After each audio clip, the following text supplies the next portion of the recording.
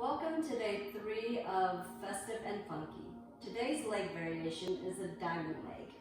I went with one arm under my chin and one arm down for my funky pincha.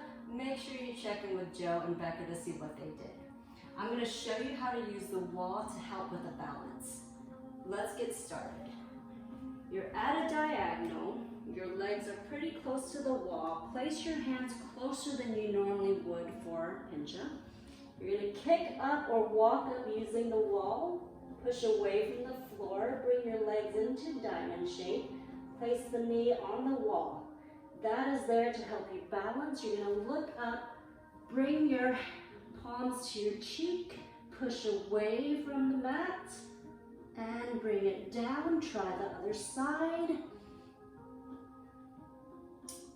And bring it down and slowly walk it down.